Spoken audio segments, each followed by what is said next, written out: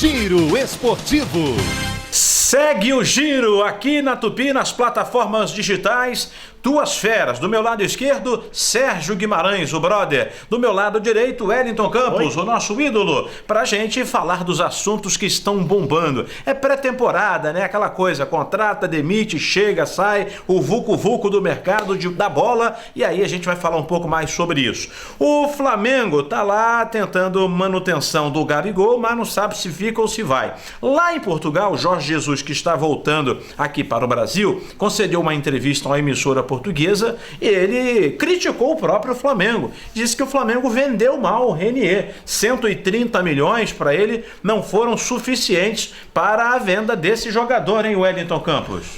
E é normal esse tipo de comentário do Jorge Jesus, porque ele raciocinou com a moeda europeia, né, que é o euro, e não raciocinou com o real. Então, €1 são R$5. Pra gente é muito dinheiro, 136 milhões de reais. Mas pra ele lá, não é não.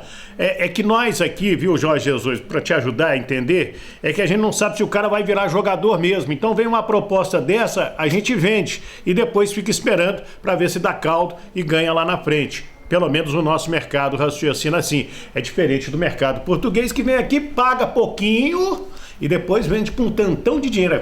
Fica aquelas carretas bonitas, cheias de grandes. Muito bem. O Fluminense também hoje teve lá a fala do Mário Bittencourt. E o que o Mário Bittencourt falou, Sérgio Guimarães? Tentou, Odilon Júnior, explicar as propostas que foram efetuadas e concretizadas pelo Fluminense para o Atlético de Madrid e também para o Liverpool. Por quê? E para esses dois clubes? Porque os dois principais jogadores do Fluminense da temporada, o Alan e o Caio Henrique, estão sendo cobiçados por alguns clubes que estão com muito mais receita, muito mais grana que o Fluminense. O presidente explicou as propostas, foram até propostas interessantes feitas pelo Fluminense, só que, Odilon, infelizmente, a notícia não é nada agradável.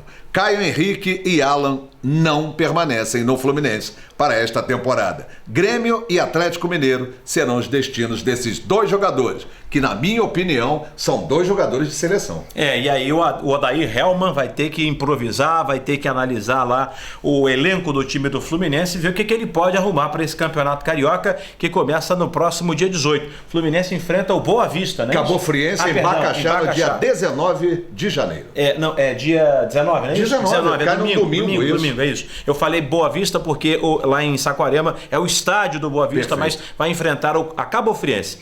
O Vasco da Gama vai receber o Bangu em São Januário, na primeira rodada do Campeonato Carioca. O que tem o Vasco para esse Cariocão, hein, Wellington? Por enquanto só tem um reforço, que é o Germancano, chegando nesta noite aqui do Rio de Janeiro. Ainda não tem uma data oficial de quando será apresentado, pode ser na quarta-feira. E o Abel Braga também sendo apresentado aos jogadores. O Abel que vai trabalhar com um elenco jovem, está de olho na meninada da Copinha também e outros jogadores de base que já estão trabalhando em cima. O Thales Magno está recuperado da lesão que o afastou da seleção brasileira, que foi campeã mundial sub-17, e também do restante do campeonato brasileiro. Mas na primeira rodada do campeonato carioca contra o Bangu, ele vai estar em campo.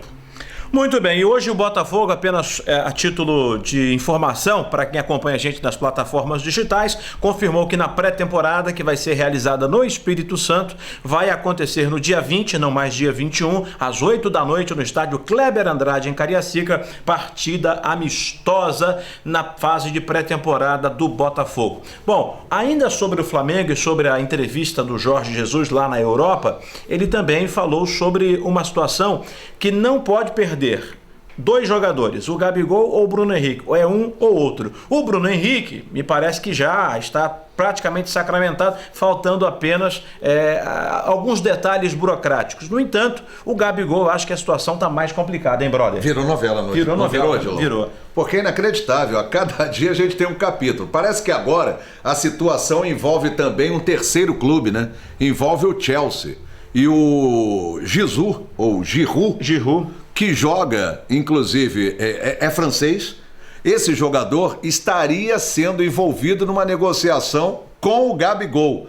Ou seja, são 2 jogadores, são 3 clubes e a novela continua. Agora, se perder o Gabigol, tá todo mundo querendo o jogador do Goiás, que é a sensação e que conversou com o Wellington na festa do Zico. Será que ele vai pro Flamengo, Michael?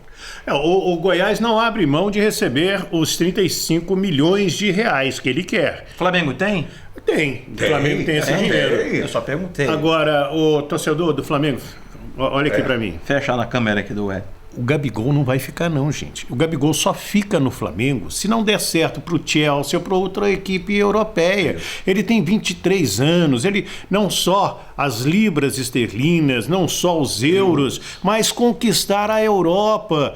Ele vai esperar, o André foi muito feliz no que falou na nossa programação esportiva aqui na Super Rádio Tupi, ele vai esperar até o dia 31 de janeiro, quando fecha a janela. Último dia. Se até lá ele não fechar com ninguém, fica no Flamengo. A realidade é essa, não vou enganar o torcedor rubro-negro. Ou seja, a janela vai fechar para ele não fugir pela janela, é isso? É. Tá bom, então. Muito bem, segue o giro aqui na plataforma digital da Tupi, no nosso site tupi.fm, você curtindo toda a nossa programação. Segue o giro!